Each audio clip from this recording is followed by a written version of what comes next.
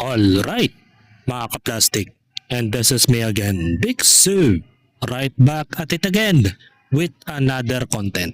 At isang viral na naman ang aking tatalakayin ngayong araw na ito o gabi sa inyong lugar. At ang tatalakayin po natin mga kaplastik ay ang tungkol kay Setsu at kay Boss Atan mga kaplastik. Ito yung isang bagay na hindi natin dapat ginagawa bilang isang content creator na gamitin ng kapansanan ng ibang tao upang pagtawanan ng karamihan at gawang katutuwa sa social media. At the same time, pinagkakakitaan mga kaplastik. Ito yung isang uri ng kupal na content creator na hindi kayang patunayan sa sarili niya na magpa-trending sa pamamagitan ng sarili niyang talento. Bagkus ay ginagamit niya ang ibang tao tulad ni Boss Atan upang kumita ng malaking salapi o limpak-limpak na salapi sa social media. So, ganito kasi ang aking obserbasyon base sa mga napapansin ko. Sa content ni Setsu, etong si Boss Atan ay parang pawang pinagtitripan ng mga hindi po siya professional basketball player. At the same time din meron din siyang naka compete o nakalaro na basketball player na babae. Mamaya panoorin natin yon. Masyadong hindi na magandang tignan. Na ito kasing si Boss Aitan ay meron po siyang kapansanan na ang tinatawag ay Croson syndrome mga kaplastik. Ano nga ba ang Croson syndrome? Ang Croson syndrome ay isang bihirang genetic disorder kung saan ang mga buto sa bungo ng isang sanggol ay masyadong maagang nagsasama. Tinatawag na craniosynostosis. Ito ay nagdudulot ng abnormal na hugis ng muka at ulo at maaaring makaapekto sa paningin, pandinig at paghinga. Kagaya na lamang nakikita niyong mukha ni Boss Atan. Yung parang hindi na normal yung hugis ng muka at the same time yung mata niya ay lumalabas. Ito po yung tinatawag na Croson syndrome mga kaplastik.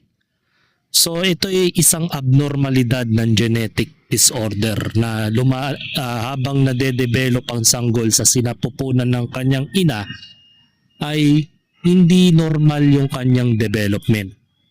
Kumbaga, hindi natin alam kung dahil to sa pag-iinom ng mga pills, dahil sa pag-iinom ng mga kung ano-anong gamot, para daw maging malusog ang mga sanggol sa sinapupunan, pero ito ay nagre-resulta sa matinding sakit. So hindi naman niya ginusto yon.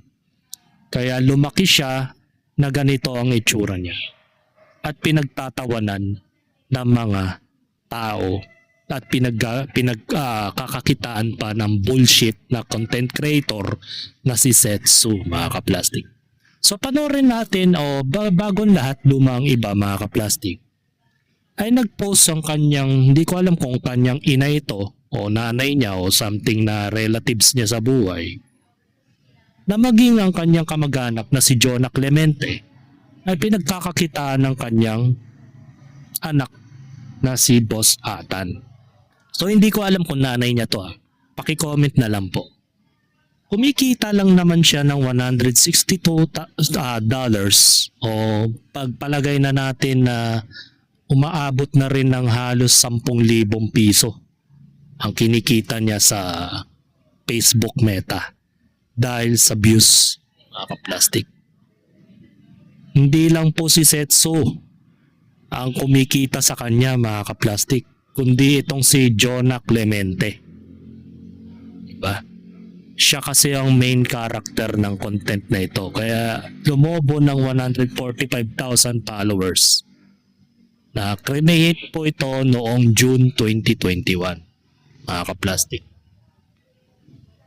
At karamihan dito, mga content dito, si Boss Atan, mga kaplastik. Yan. Makikita nyo, meron pa siyang mga ano dito, behind the scene, bago yung kanyang laban sa bago niyang kalaro sa basketball na sa content ni Setsu, mga kaplastik. So hindi ko alam kung itong si Boss Atan o Boss Ethan kung tawagin ay nakikinabang din sa mga kita sa meta. Hindi natin alam. Pwedeng binibigyan lang siya ng pangmeryenda kagaya ng mga ibang content creator gaya ni Pio Balbuena, di ba? Kaya sumikat yung Facebook page ni Pio Balbuena dahil kay Balong. Kung natatandaan niyo po, way back pandemic times. Ngayon, nung tumagal-tagal ng page ni Pio Balbuena, wala nang kwenta si Balong, hindi na siya nakikita ngayon. O, wala na siyang part, 'di ba? Sa page na 'yon. Kaya na lamang nito, mga kaplastik.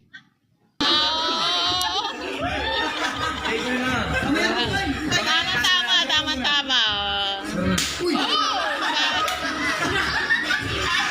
Nagkakatuwan. Huwag nating sanayin ng mga kabataan na lahat ng taong may genetic disorder o kahit man lang mentally disorder man yan ay ginagawa nating katawa-tawa yung tao. May damdamin din yan. And that's the reason why kung bakit nagtutulak dito kay Boss Ethan na manakit ng kapwa. Dahil yan sa pambubuyo ng mga tao. So wag nating sisisihin dito si Boss Ethan sa mga nakikita natin sa video. Yun ay dahil ka nakikita mo sa mga environment niya na pinagkakatuwaan siya ng tao.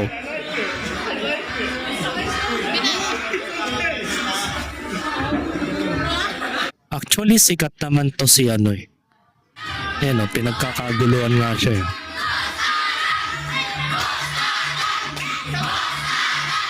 Karamihan mga bata.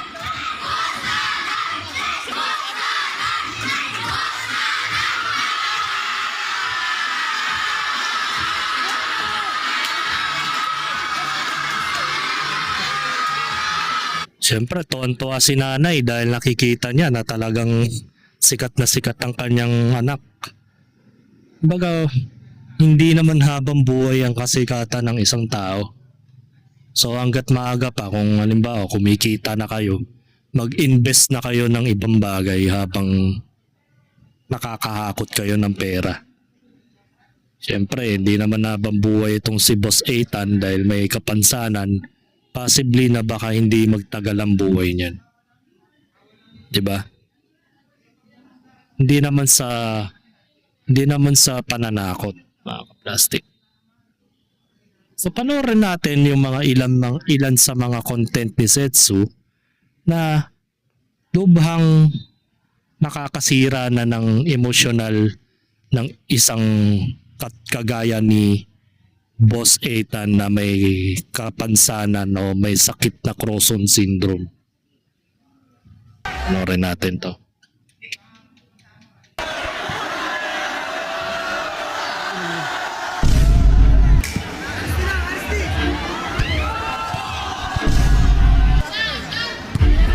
Kawawa naman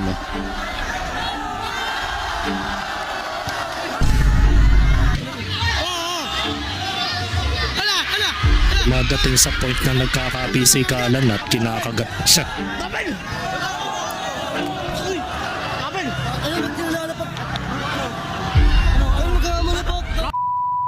Nandito kami ngayon sa Cavite, mapapalaban si Boss. Mayroon pang disclaimer, no?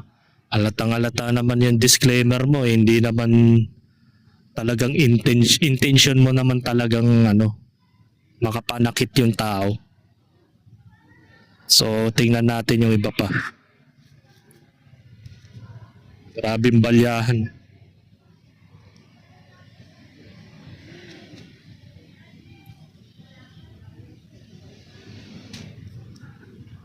Para si Coach Baldwin ba yan, yung nasa Ateneo? Actually, itong si Coach Baldwin ayoko nang pag-usapan dahil marami na pong nakikisawsaw na content creator about dyan. So para sa akin kasi itong si Coach Baldwin dapat may responsibilidad ukol dito.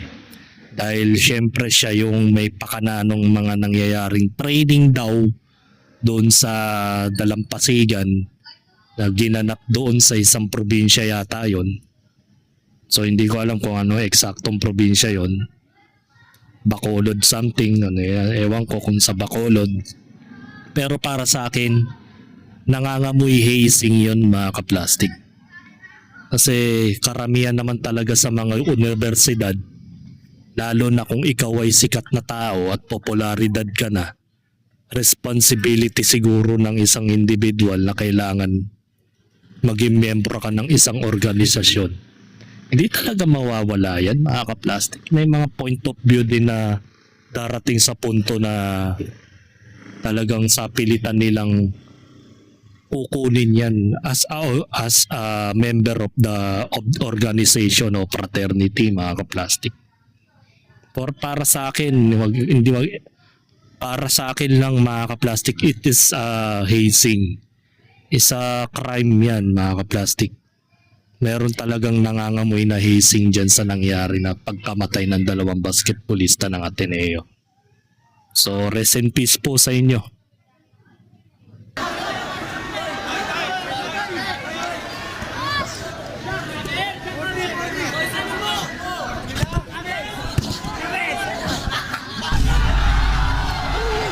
Ito yung binatukan. No?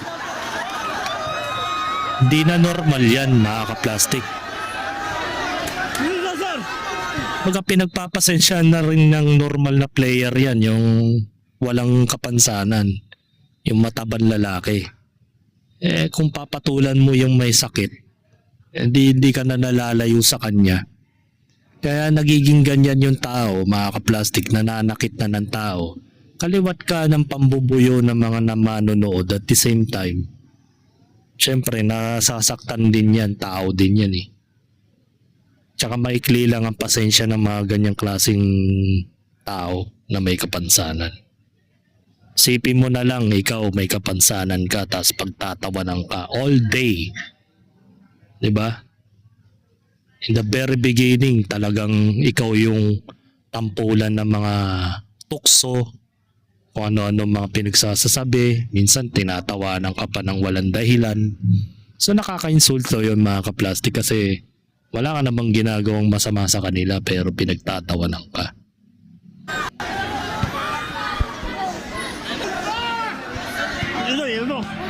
Ubad ka?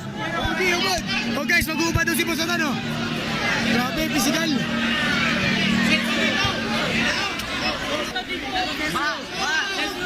Ayun o.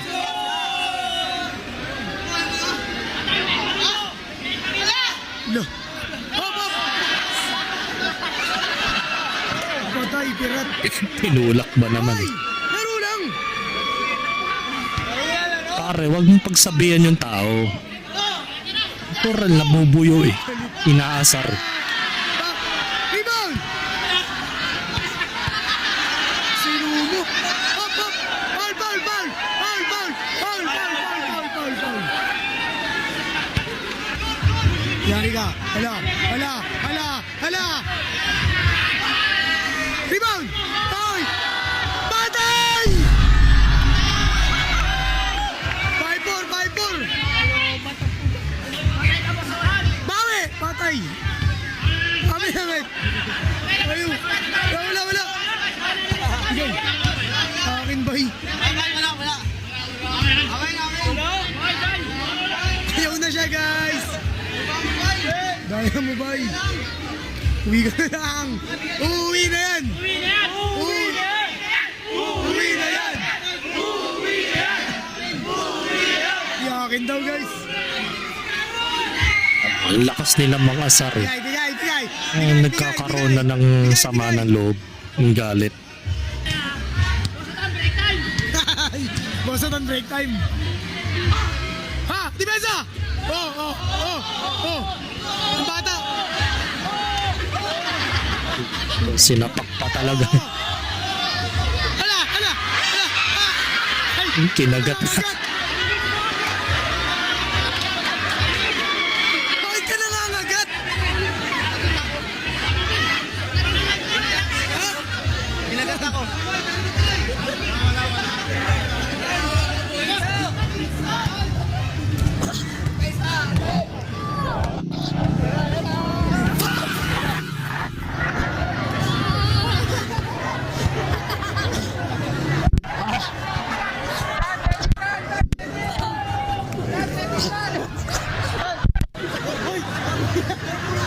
Inuubaran na eh.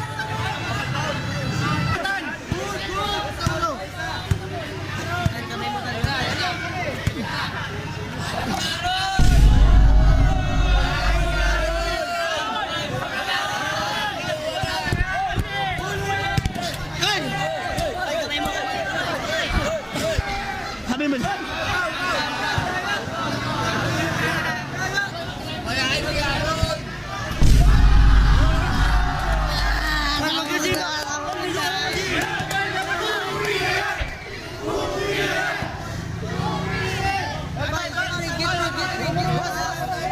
Pati mga nanonood, dinadadamay tuloy. Parang pipikon yan. Naasar nyo.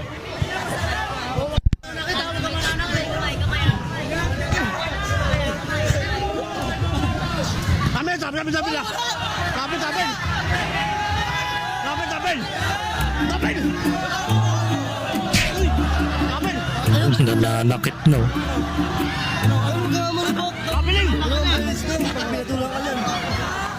Kapit!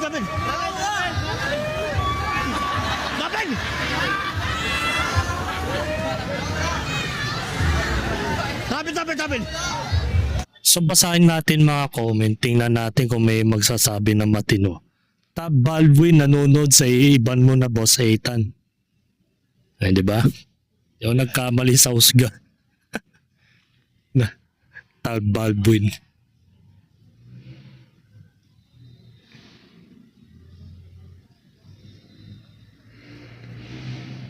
Marami dito na tutuwa daw sa nangyayari kay Boss Ethan. Pero wala na, natatanggalan na siya ng respeto dito mga kaplas. Kahit hindi na siguro ako magamusal kasi nakita ko lang si Atan na nasasaktan, okay na ako, masaya na ako. Ganyan dapat no, makahanap ng katapat para tanggal telok. Pare, wag ganun. Kaya nagiging ganyan si Boss Ethan dahil sa mga pambubuyo ng mga manonood. Di nyo napapansin kung bakit napipikon yan. Kayo naman tong mga hindi nakakaintindi na may normal na pag-iisip. Masyado nyo nang ina-abuse yung tao. Tuwan-tuwa pa yung content creator eh. Na pinagkakakitaan at the same time nalalait si Boss Ethan dito. So luging-lugi siya sa sitwasyon. Imagine mo, paldong-paldo si Setsu dito. Tapos ano nangyayari? Ang talo dito si Boss Ethan. Bukod sa nasasaktan na siya sa pagbabalya sa basketball, siya pa yung nagiging pikon, nagkakaroon siya ng stress. Hindi nyo alam na nakakasama yan sa kanyang kondisyon. Maaring makaapekto yan sa kanyang kalusugan bilang may sakit na Croson syndrome. Hindi nyo naisip yan na baka mamaya mahina ang heartbeat niyan. Kung bakit nakikita natin sa video ay madalas siyang hinihingal agad. Diba? So tingnan natin yung iba pang mga videos niya na mas matindi pa yung mga nangyayari. Pero may mga balentong effect pa dito.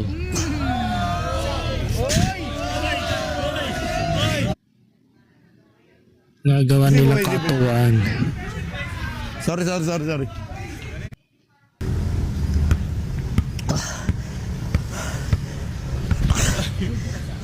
Ito mo, hinihingal na. As of 2 minutes at 54 seconds. 2 minuto pa lang silang naglalaro. Hinihingal na yung tao.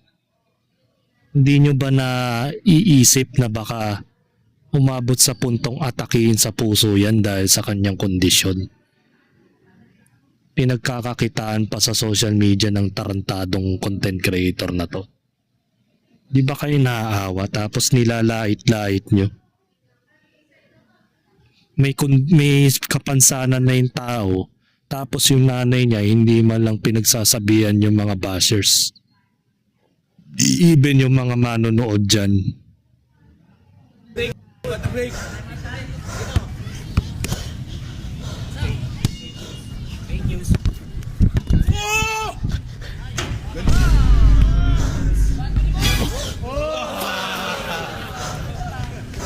Sir! Sir! Zero!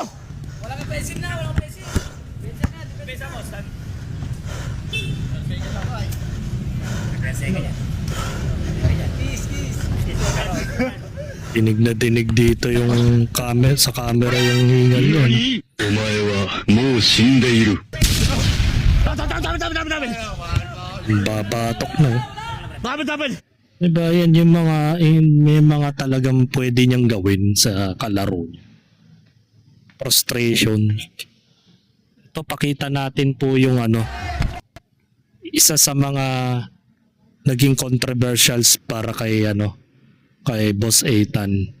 Na walang iba kundi itong si Sachi Jimenez na naging kalaban niya before na dinisrespect niya sa laro. Isang professional basketball player to for sure kasi hasana to sa pagiging sa laro ng basketball. So panoorin natin to.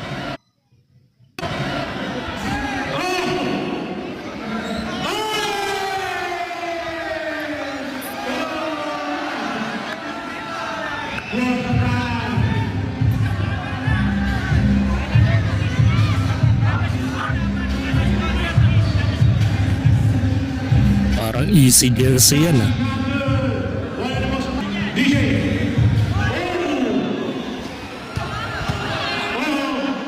Amo hindi hindi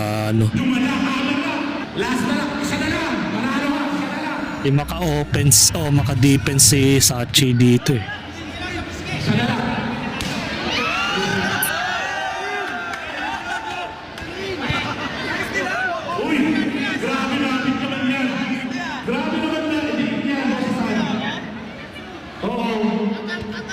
Sinubukan ni Sachi. Pagtitulang. Stolen.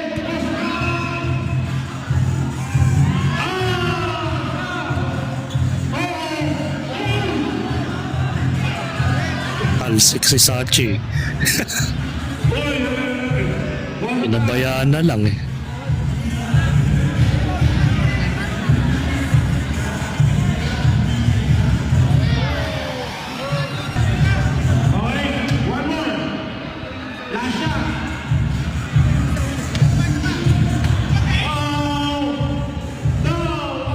Na-distract na dito si Sachi.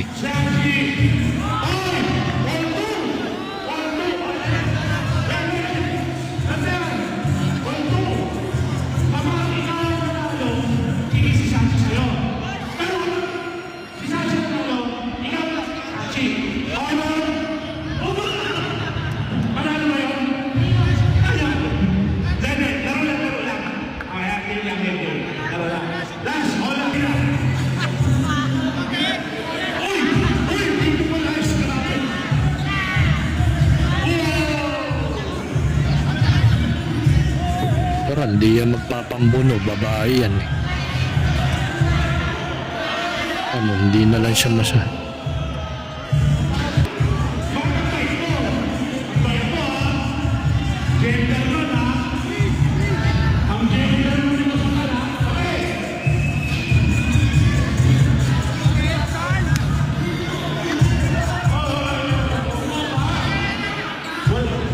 Libayan na lang eh. Nangahawak kasi.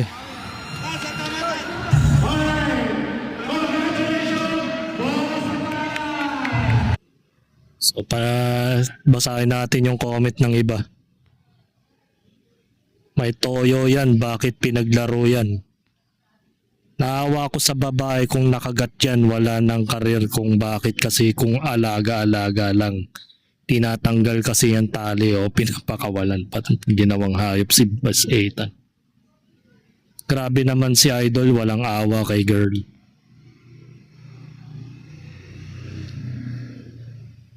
Di ba? Siyempre, naabot babalya ng babae, abnoy talaga. Ay na, naging masama pa si Boss Ethan, di ba mga tanga yan? Bakit mo ihaharap yan sa babae? Di ba?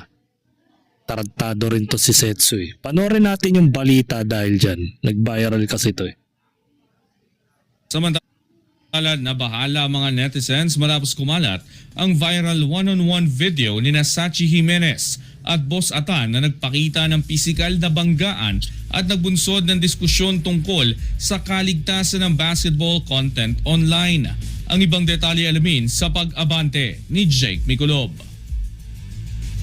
Hindi napigilang mapakamot sa ulo ng basketball coach at content creator na si Coach C matapos kumalat online ang isang viral na one-on-one basketball ni Sachi Jimenez at Boss Atan. Sa naturang video, makikita ang ilang pagkakataon ng pisikalan sa pagitan ng dalawa habang naglalaro. Sa unang clip, kapansin-pansin na may higpit at agresibong depensa ni Boss Atan kay Sachi na tila hindi pinahihintulutan makalusot o makapuntos ang babaeng basketballista. Mas tumindi ang aksyon sa ikalawang clip ng masagi at masikuha ni Boss Atan si Sachi habang hawak nito ang bola na naging dahilan upang mawala ito sa balanse. Agad ay pinahayag ni Coach C ang kanyang pagkadismaya sa insidente at kinwestiyon ang uri ng kilos na ipinakita sa naturang basketball content. Kasabay nito, marami ring netizens ang nagpahayag ng pag-aalala, binigyan din na nagiging delikado na ang ilang basketball content online, partikular kung may nasasaktan at babae pa ang sangkot sa physical na banggaan.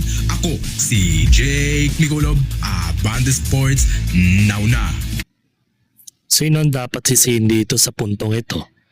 Ano naman si Boss Ethan eh? Si Boss Ethan eh, meron po siyang kapansanan. So ang dapat sisihin dyan, yung content creator na nagplano niyan. Isa na dito si Setsu, mga ka-plastic. Si Setsu, gustong gusto niya yung mga ganyan, yung mga intense content. Yung tipong talagang may sakitan na talagang nakakatanggal ng respeto sa mga kapwa basketballista. Lalo na yan, mga professional basketball player pa yung nakaharap ni Boss Ethan. Tapos sisikuan ka lang. Hindi niya naisip. Palibasa ito kasi si Boss Ethan, wala naman po kasi siyang matinong pag-iisip. Literally naman yan. Kasi nga alam naman natin na mayroon siyang kapansanan. Kaya sana naman sa mga gumagawa ng mga content na pinagkakatuwaan o pinagtatawanan, itong si Boss Ethan ay sana matigil na to, mga ka-plastic, kasi marami ang napapahamak. At mayroon pang mga content si Setsu na halos umaabot sa puntong nagkakapisikalan talaga. Personal na talaga. Suntukan na. Tulad kanina, yung napanood natin sa matabang player na hindi naman po siya actually professional basketball player. Ano siya? It's parang ano lang, laro tambay lang, 'di ba? Pero hindi naman talaga pro, hindi naman siya pro sa basketball, 'di ba? Pero yung akin lang naman, umabot sa puntong pati babae nasangkot dito. Paano na lang kung magkaroon ng injury tong babaeng to dahil kay Boss Ethan? Pananagutan kaya ni Setsu o may accountability ba siya na umabot sa punto na siya ay kaya niya bang bayaran yung mga damages o yung mga injury ng mga player, even kahit sa kay Boss Ethan kapag nagkaroon ng injury yan? Huwag niyong amantay sa punto na makita ninyong nakabulagta na si Boss Ethan at hindi na po makaabangon pa dahil sa kondisyon niya. Biruin mo kung mapapanood mo yung mga videos niya, di ba? Mabilis na siyang mapagod dahil yan sa kanyang kondisyon. Kaya sana hanggat maaga pa itigil nyo na po yung mga ganyang content. At lalong dumadami ang mga bata na hindi siya nire-respeto. Dahil tingin sa kanya isa siyang clown, isa siyang walang kwentang tao. Na parang kagaya lang din ng mga karaniwan dyan na may sakit sa pag-iisip na pinagtatawanan ng mga tambay, di ba? Parang nabababaan ng moral yung tao kahit na may kapansanan yan, may damdamin din yan. So hanggang dito na lang ang aking opinion, and this is me again, Big Sue, lagi nagsasabing ang mga plastic ay matagal mabulok dahil ang mga plastic ay toxic. Kaya, what's up mga ka-plastic? And this is Gambid, commentary video ng video live stream. Signing out. Alright. Mga ka-plastic, kung nagustuhan nyo ang aking video, isubscribe nyo lang ang aking channel. At the same time, i-hit nyo rin ang notification bell at yung all para ma-notify kayo sa aking susunod ko pang video sa aking YouTube channel. Maraming salamat po mga ka-plastic.